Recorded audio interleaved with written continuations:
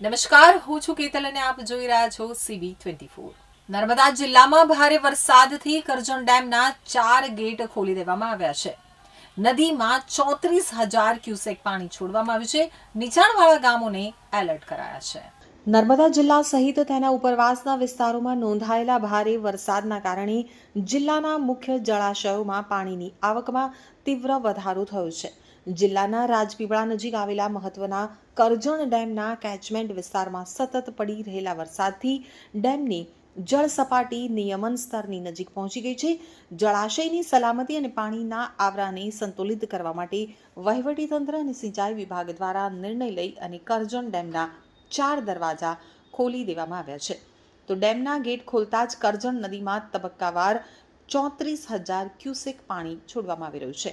ડેમમાંથી છોડાયેલા આ વિપુલ જળજથ્થાના કારણે કરજણ નદી ધસમસતા પ્રવાહ સાથે 2 કાંઠે વહેતી થઈ ગઈ છે અને નદીના જળસ્તરમાં ઝડપથી વધારો થઈ રહ્યો છે। કરજણ નદીમાં પાણી છોડાતા જ નર્મદા જિલ્લા ડિઝાસ્ટર મેનેજમેન્ટ એક્ટિવ થઈ ગયું છે।